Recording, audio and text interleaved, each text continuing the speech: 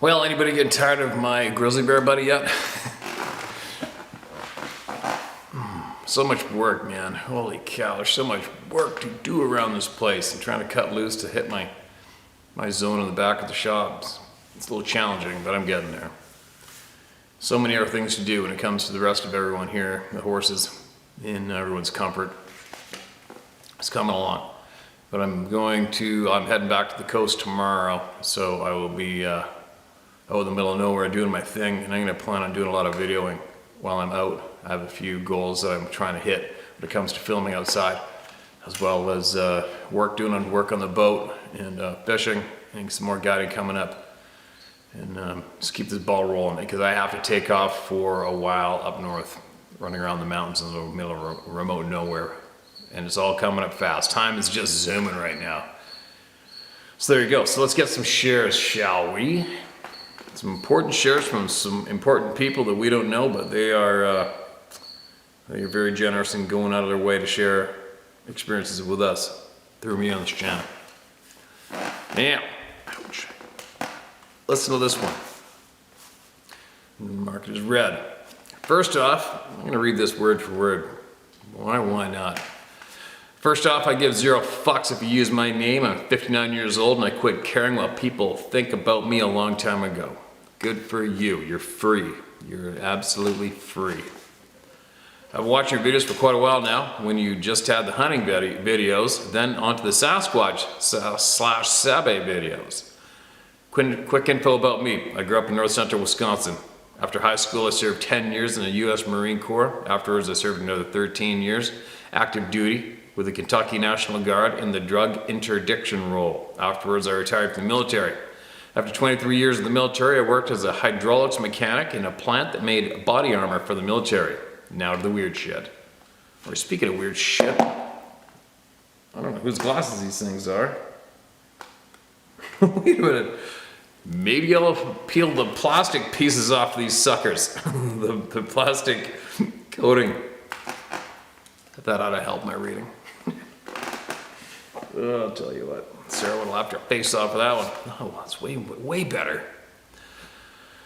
My little brother owns about 14 acres of woods with his house west a few miles of Frankfort, Kentucky. 2 years ago I started a deer hunt out there. The woods have 3 hills with 2 drains breaking them up. They're in an L shape, draining into a creek bottom.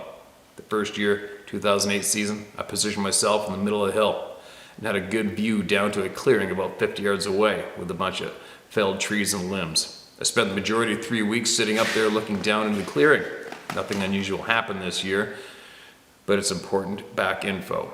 2019, about 5 months before deer season opens up. One evening, I had a bit much Woodford Reserve bourbon and access to the internet. I ended up buying a tree stand from Cabela's.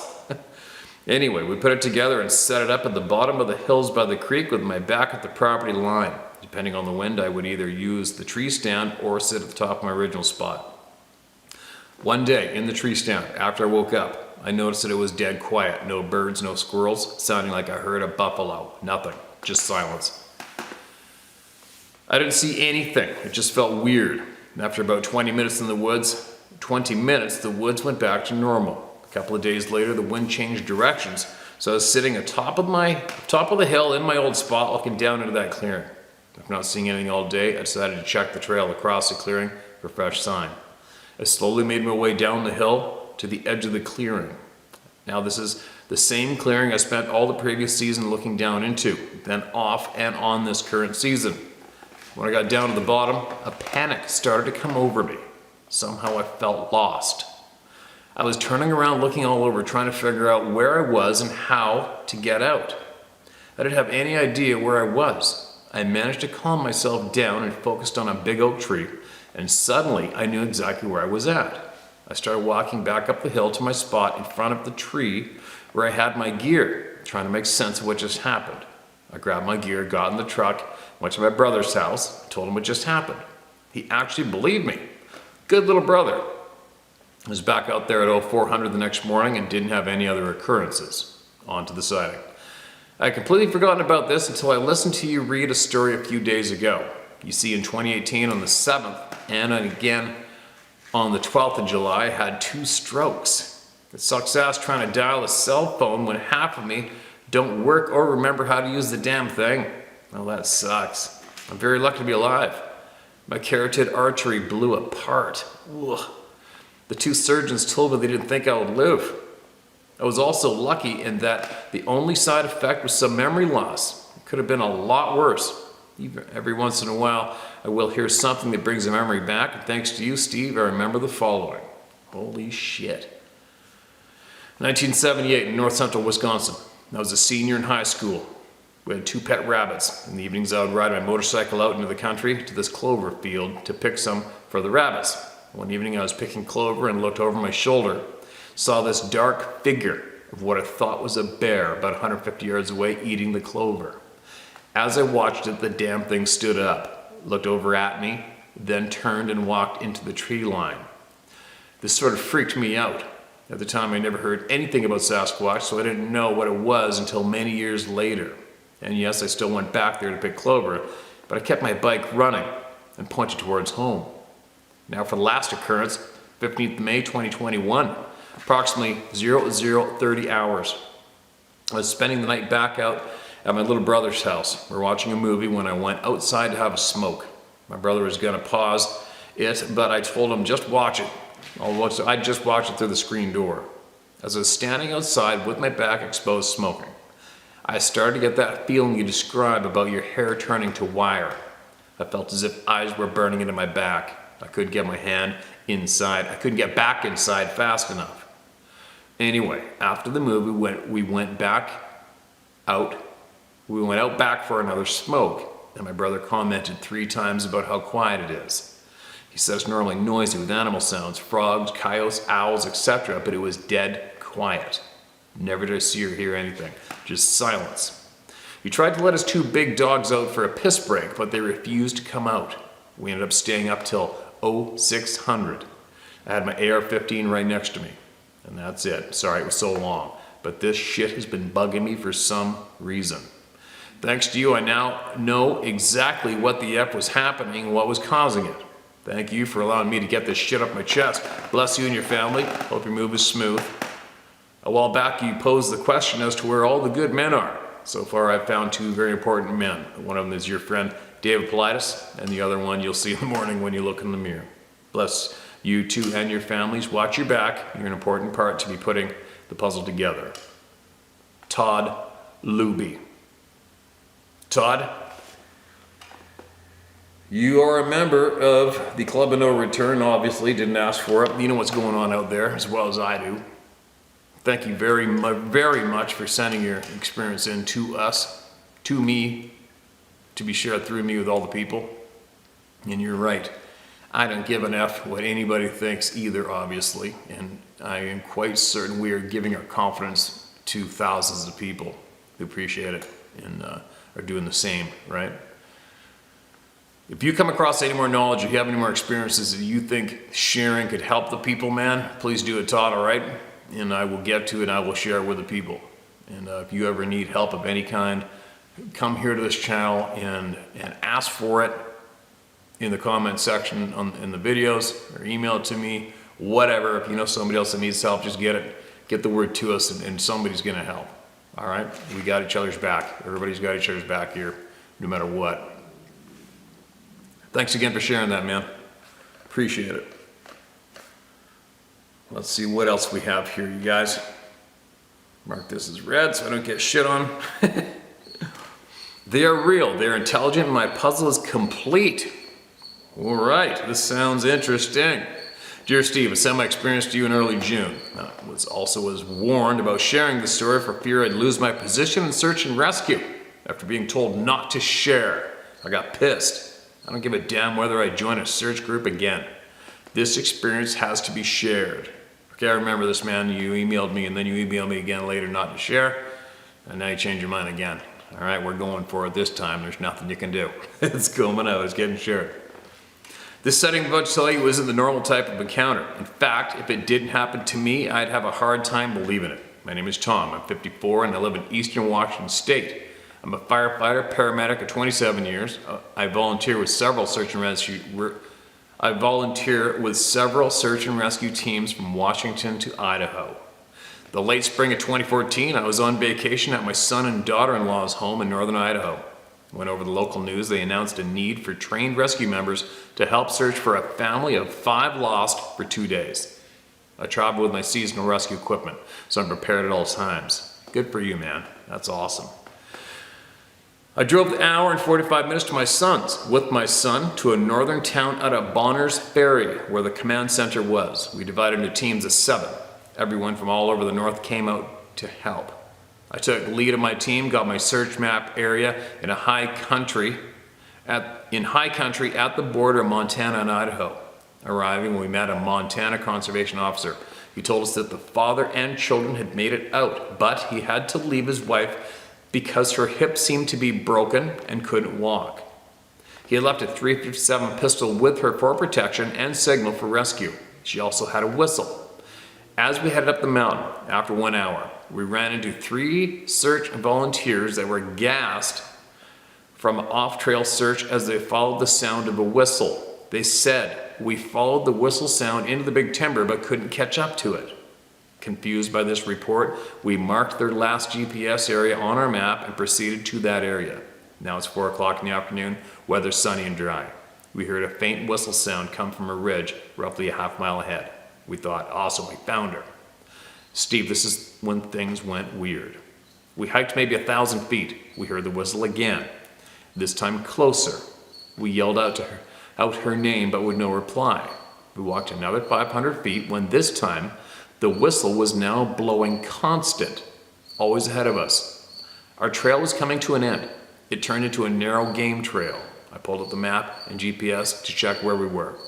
We're in the correct area, but not matching the husband's description. We all talked it over this time.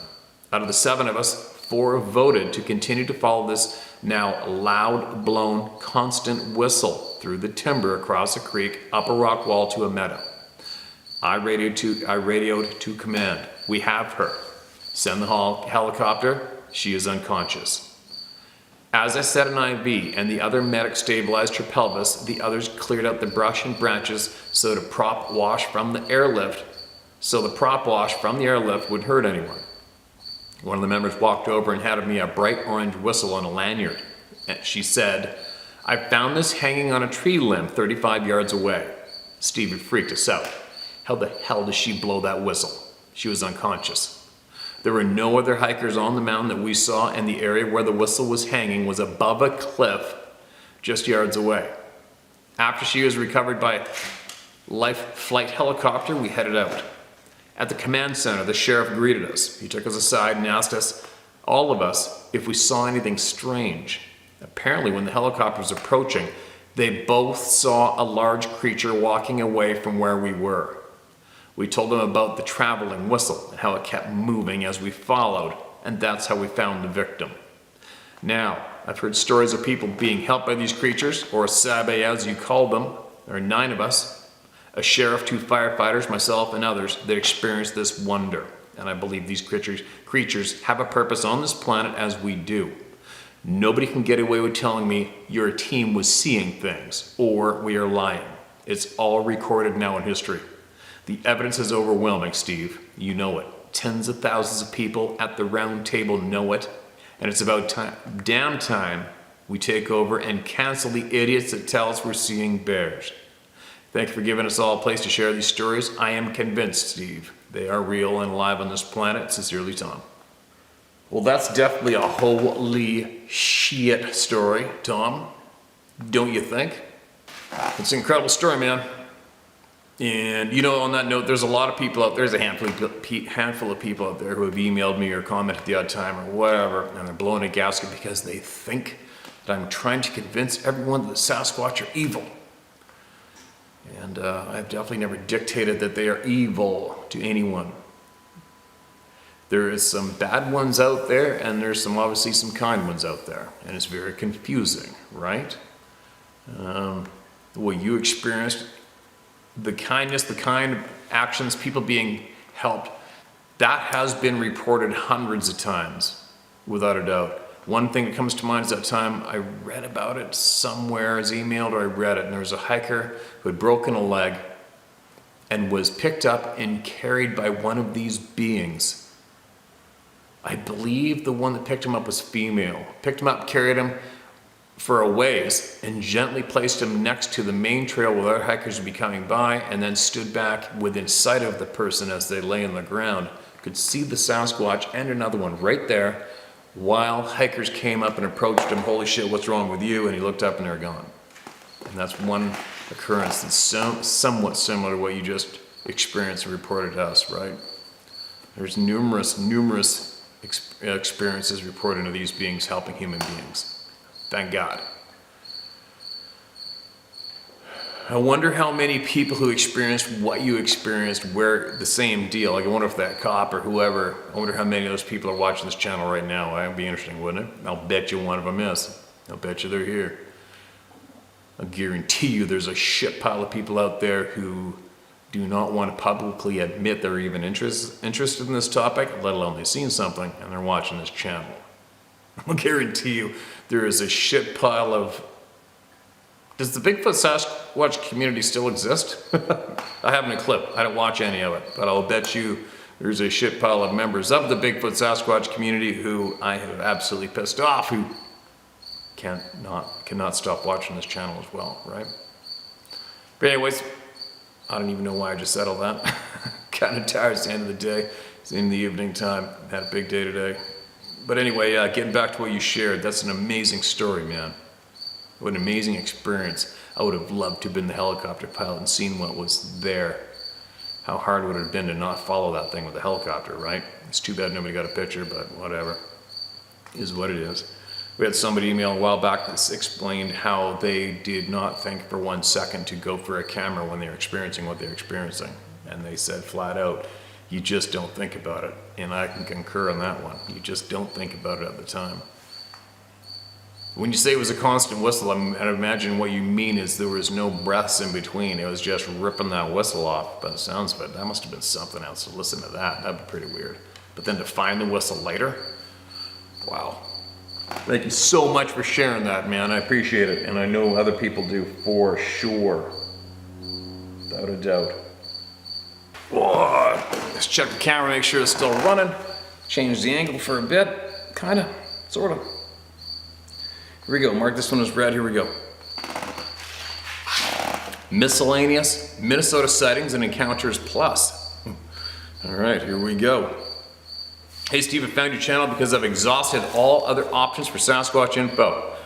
I don't know why I didn't check it out sooner, but maybe the title didn't catch my eye. Thank you for doing this. Nothing personal, but I skipped past your intro vid because I just want to get to the good stuff, although you did a good job on it.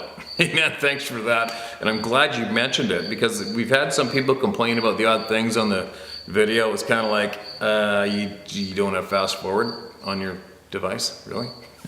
Thanks for that, man. You'll never be able to insult me. It's okay, it's all good, I understand, I get it.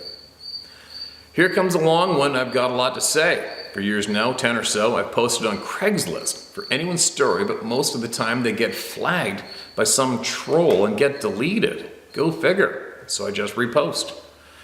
I've got Bigfoot on the brain. I've seen every documentary, I'm pretty sure, know all the names involved, etc. From elementary school onward, I've had a craving for UFOs and Bigfoot. Sorry, Sabe.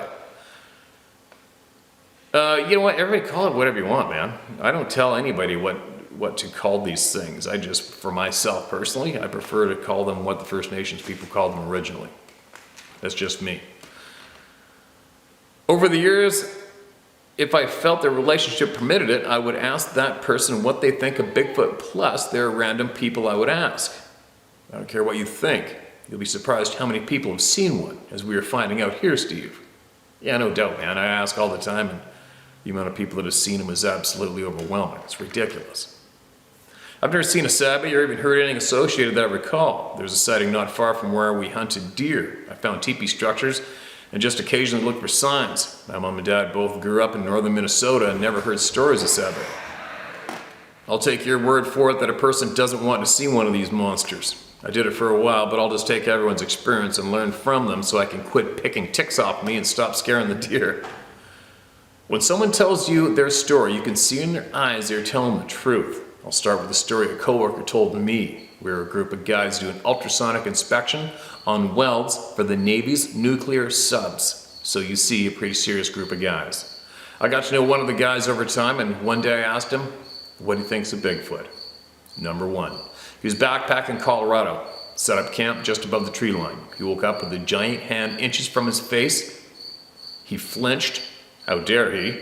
Then the hand lifted, and whatever it was shook the ground the first few steps leaving. He almost puked from the smell of it through the tent. Short but sweet, sounds like other stories I've heard here. Number two, I was a guest of the DOC for almost a year and got to know a biker who was also a guest there. When you have nowhere to go, you can get to know someone in a short time. I asked the question, bam, another. He was from Kentucky, no bullshit, old school. He was driving through a burned out area, forest fire went through, and things were still smoldering here and there. A tall bastard with a shorter one up the hill 50 feet off the road, kicking at smoldering log. You got a good look at them, human looking. Number three, this happened within the last year, just west of Brainerd, Minnesota. I was amazed at how close to town it was at 2 in the afternoon. Somebody else must have seen it trucking across country. Someone else must have seen it trucking cross country that time of day. The poor guy's hunting buddy told me the story. They took a small boat across the river from Dave's land to set up stands for whitetail bow hunting. Doug put his stand up 30 feet off the game trail and climbed up. Dave was in his someplace else. The morning passed, and sure enough, 2 p.m., this thing comes walking down the game trail like he was on a mission. He told Dave he was 8 feet tall, 6 foot stride, looked like a hairy man. So its walk is as fast as a human running, and he was making good time. Must have been upwind of Doug because he didn't see him in his stand and went right on by. Doug was frozen with fear and didn't want to get out of his stand, scared shitless. When he finally did, he bolted for the boat, went back across the river without Dave. Dave had to find a shallow spot to wade back across. When he got home, he went looking for Doug. He found him in his little camper he had on Dave's lot, sitting inside with a shotgun aimed at the door. He was in there for 2 days. He could see the wrinkles on the side of its face and hands, by the way. The end. Number four, a friend of mine was hunting in Colorado. He was walking along and he came up to a beaver lodge. This thing stood up from behind it. They looked at each other for 30 seconds, then it took off up the hill. When they went back to track it, the hill it went up was so steep they had to crawl on all fours, and the Sabe walked up like nothing. The same as what my grandfather reported when that thing looked at him. Took off up the bank in 2 leaps where my grandpa had to climb hand over fist. Number five, this one's from Minnesota. A friend girl of mine was staying in a camper on land of a friend by Deerwood, Minnesota. One night she saw red eyes the size of tennis balls in the woods. She could hear people talking in the woods. She couldn't tell what they were saying. I asked her if it sounded like samurai speech. Her eyes got big and said yes. I asked if anyone was throwing rocks or screaming at night. Her eyes got big again. How do you know, she asked. Well, it's typical Sasquatch behavior. That's the last thing on my mind, she says. She told me the owners of the land heard screams a lot. When they went to chase off the kids partying back in the woods, they could never find anybody. I took a trip out there and found some strange log/stick structures back in a ways. The end. Number six, another one from Minnesota. A friend and girl was staying in a camper by the Pine River, Minnesota. She told me some neighbor kids had been smacking the camper at night and could never catch them. I asked if they were throwing rocks too. Of course they were, those rascals. I told her Sasquatch. She looked at me funny for a minute, then her face kind of turned white and said, yes, it wasn't kids. I went out there too. I found a couple of strange teepee blind type structures around the place. The end.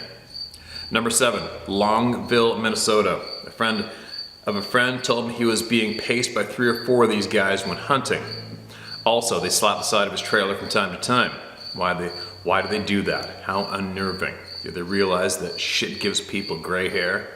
I would me. Number 8, 2 other friends of mine had seen a Sabe when they were about 8. One said the thing's breath smelled really bad. Breath or BO, he was close. I need to get the details. Number 9, north of Pine River, a friend saw what he described as a bony wolf the size of a horse run in front of the car. When I asked more questions, he told me, no, I don't want to talk about it because it scared him so much. I have another story or two, but I want to hear more stories, so get through this email already. By the way, I'm 58, ex-Marine, and I've tried all of the lies. And I'm tired of, by the way, I'm 58, ex-Marine, and I'm tired of all the lies like everyone else. Take care and don't take any wooden nickels unless it's for a free beer. William Booth. Wow. Whew. Thanks for looking into that, man. Well, thanks for sharing everything that you looked into with all of us through me, through this channel. Appreciate it, man. And you know just as well as I do, isn't it just freaking bizarre how many people know about these things, have seen them? Isn't it freaking bizarre? And you know as well as I do now as well that you won't hear about it unless you ask, right? Obviously. But you won't hear about it unless you look people square in the eye, square up with them, be confident, be honest, and don't add in any humor or sarcasm, and honestly ask them if they know if anything's going on this bizarre, weird in the woods, or they've seen anything at all, what they know. And once people realize that you're sincere and you're a safe place, they spill. The amount of people spilling right now, excuse me, is really something else. There's a lot of people spilling now. It's safe to do it in more than... This place is a very safe, very popular place to be safe and to share, but there's a good handful of other safe places as well now, thank God. So, thanks again for that share, my man. And make sure you share more, all right? And I'll keep sharing more on top of this video right now. All right, here's another one. This is titled The Walnut Creek Follow-Up. Did it follow me home? All right. I'd imagine we asked you to email in more. I'm going to find it in a minute. Walnut Creek Follow-Up. Did it follow me home? Hello, Steve. I previously sent a possible encounter by my brother, which you just read, titled Walnut Creek. We were very excited. I'm now writing about experiences I had when I returned home from the camp out with my brothers and sisters. Follow-up. A couple days after returning home, a 2-hour drive from my brother's land, I was woken up about 3 in the morning to something slapping the side of my house. I would have thought it was a dream, but my dog, a Belgian Shepherd, jumped up barking and wanted to go outside. Still half asleep, I got my flashlight and went out with her to see what it was. I'm in East Texas and live in a very heavily wooded area, surrounded by the piney woods on both sides and the back of my property. My dog ran out ahead of me barking, and I followed with my flashlight thinking I would find the usual suspects, raccoon, possum, armadillo, or a stray cat. She went around the back of the house barking and then came immediately back and headed for the door. This is unusual, as she usually spends 5 to 10 minutes inspecting the fence line to make sure she hasn't missed anything. The next night, just after dark, she heard something outside, run out, and barked for a few seconds and came right back in. Once again, very unusual, and she did not go back out that evening. From that point, she would not go out into the backyard at night at all, even if I went with her. She would get on the bed, stand over me, and just shake. I would turn on music and shut the bedroom door just to get her to calm down. This is what I would have to do when there was a severe thunderstorm, but there were none in the area. She'd also stand on the screened front deck with her nose in the air sniffing, but would not go off the deck. I would have to put her on a leash and walk her out to the front yard to do her business. This went on for about a week until I had an overnight guest who, on the first morning, said he had been woken up by a sound in the middle of the night. When I asked him to describe it, he said it sounded like something had slapped the side of the house. Maisie and I were sleeping in a different part of the house and didn't hear anything. At this point, it finally started to dawn on me what could be happening. Did something see my interest in them at my brother's and follow me home? I did check for footprints at that point and found what looked like a large dog print, about 3 times the size of my dog's, right outside where my bedroom is, and on the only part of my property that is not lit up by motion lights. I was going to go take a picture, but decided it would prove nothing, and that type of investigation is what had brought this on in the first place. It took me another week of dealing with Maisie not going out in the backyard before I got tired of getting up to walk her out front at all hours. One morning I walked into my backyard facing the woods and acknowledged them, but told them that they did not have my permission to be there or to scare or harm myself or my dog. I then said a prayer and invoked Jesus' name. I've had no other problems since. It took Maisie a few days to decide it was safe again, but she is now back on her nightly patrols. I don't see or hear any vocals, no bad smells or fear, so I still can't be sure, but it did seem like a coincidence with the timing of the events at my home. I'm in no way seeking out an experience, but I dang sure want to be prepared if I do. So I keep listening and learning. Love the prayers to you, love and prayers to you and Sarah. Just call me Gail. P.S. In the Walnut Creek experience, my brother is building a house on the property, so we'll see what happens. Wow. Okay, Gail, thank you so much for the kind words, the prayers, the encouragement, and I think it's great that you're going to keep listening to all the people and keep learning for your benefit, right? For yours, your families, your friends. The house slapping, that is something that I have experienced, and it sucks. Well, it really sucked for me because I was in a place where there was no lights outside, absolutely rural, and by myself, no curtains on the windows, pitch black outside, and that thing slapping the wall at the top of the 8-foot wall right behind my head where I was on the couch, on the wall of the house where there's no windows, but right above me, and it shook the frickin' chimney from the wood stove. It's not a very cool thing to do to anyone. I don't know why they do it. I haven't a clue. It's common though. It's happened thousands of times. It's been reported without a doubt. I mean, I know people firsthand, friends of mine who've had the same thing happen to them as well. One person had a Rottweiler who loved to chew on people that weren't invited, and that dog would normally want to rip through the front door when somebody's knocking on the door, and that dog was cowering, crawling underneath the bed on the second floor of the house as something was slapping the side of the house 12 feet up on the wall. It's creepy. It's a creepy thing. It's a shitty thing to do to innocent people, right? I don't know why they do it. I don't know why they torment innocent people. I haven't a clue. It's too bad they couldn't torment guilty, evil human beings instead, right? Would that be great? Maybe we should try that. Maybe we should all go to the woods and say, hey man, we know you're here, you know I'm here, I have absolute respect for you, and here's an address for you. If you could please go torment this person until you put him in a straitjacket, I'd really appreciate it.